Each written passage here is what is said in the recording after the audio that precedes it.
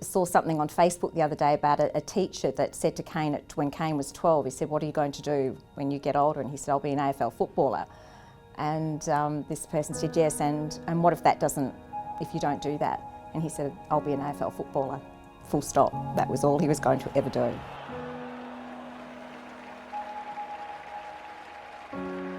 He was such a happy, loving young man, but then when he started, the passion came towards football. He became just the most driven, focused person that you could ever meet. And I don't think he's changed.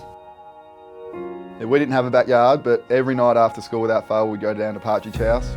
The local kids would all gather there. There'd probably be a group of 10 of us, and we'd just go for it. I was quite brutal to Kane when we were younger. Something I'm not that proud of looking back on it, and something that he's never really forgiven me for, but I'm sure being really hard on him has played a little part of where he's got to today. And they were great days and battles that I always still look back on today. And I'm not sure he remembers them with the same fondness as I do, but hopefully he got a little bit out of them.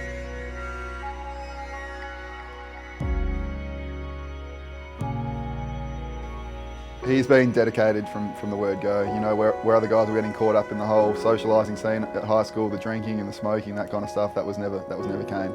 Kane would be training on a Sunday morning. Remember, he hired a personal trainer going into the draft just to make sure he's doing absolutely everything right. I was at his house on draft day. They had cameras there. When they called out Port Adelaide Football Club, he was just over the moon. He could not have been happier, actually. What a good outcome. Came to 20 and Hawthorn had the next pick, and it was Port. And they asked for extra time and asked for extra time again, and we're just sitting there holding our breath. So how lucky to keep the family together and both boys in the same club in our state. It was wonderful. But for me to end up at Port was just really unexpected. With the whole Cornes, Port Adelaide thing, it was a huge shock to me, but something I was really happy to do. Had some friends there, and to be able to stay in my home state was a great thing for me. But then for Kane to end up there as well, it's just, you would never think that was possible. How does that work out? I mean, Glenelg and the Corneses and Port Adelaide have always been, mortal enemies, and all of a sudden you've got two sons playing for them. And now, 15 years later, their name is entrenched in Port Adelaide folklore. Their sons are going to be father-son Port Adelaide. After early days, I said that he's the most like Nathan Buckley that I'd ever met, and I'd played with Nathan, and people kind of laughed at me a little bit. Wasn't really referring to his kicking ability or his the way he could carry the ball. It was all to do with his determination. He had single-mindedness that I was going to get somewhere and no one's going to stop me. So with that in mind, he did pop over a couple of times to say what in the hell's going on and what I have to do. And once he learned to cut my lawns and do my pool, had a couple of games. He was relentless. Like, he just never, every time you were at a stoppage or in play, knew he was there, and just constantly at you, and just the touching and the pushing and just to let you know that he's around. First of all, he was desperate to get a game, and then he was desperate to get the best out of himself. And we look now back 300 games, he's got every little ounce of talent out of himself. It's been a remarkable journey for him. Here comes Port Adelaide for the first time ever in an AFL Grand Final. Let's listen to the crowd.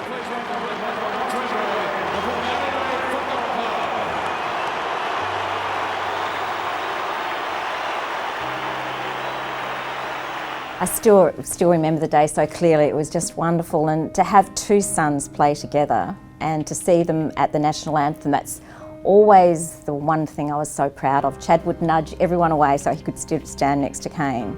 It's easy to forget how good some of the players were, but Simon Black was an absolute out-and-out champion of the game. Like, he was a superstar and almost impossible to stop, and particularly during that sort of period, he's at the top of his game. And Kane, being pretty young and learning his craft still at the age of 20, was a huge role on the big stage, and for him to be so determined to get that job done, it was a huge reason why we won the game, and he did an outstanding job.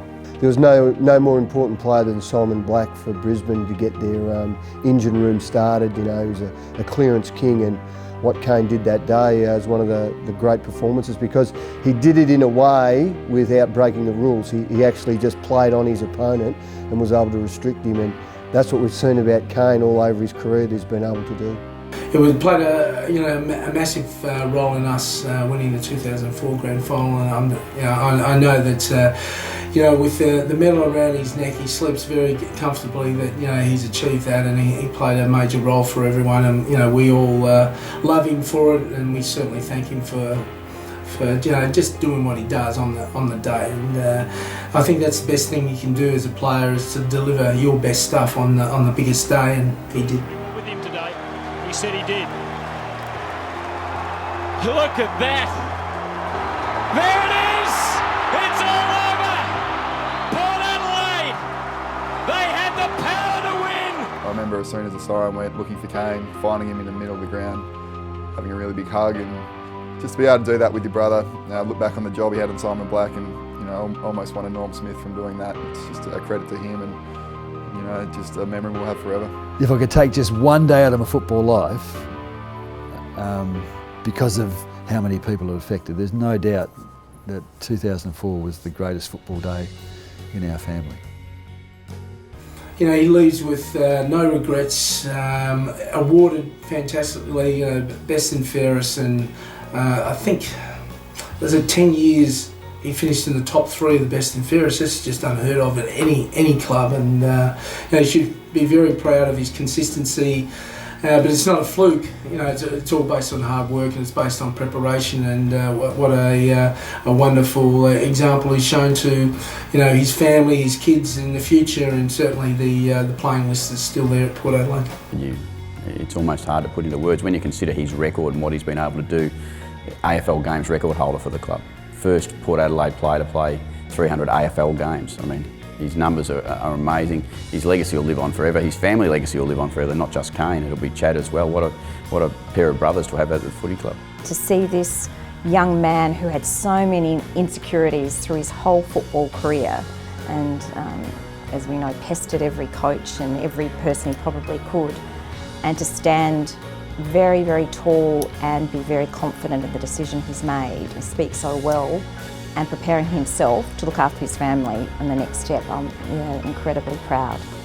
Oh look, I've been really fortunate that I've seen Kane at a stage in his career that he just wanted to be around and wanted to be a part of the football club, and he gave everything he did to our football club, and I'm incredibly honoured that he's been able to play the way he has for our footy team at that time. I just wish I could have been here a little bit longer, because I've been a part of Port Adelaide for a little time, and you just know that, sit in a room now that says, we are Port Adelaide, and you just know that Kane Cornes is Port Adelaide.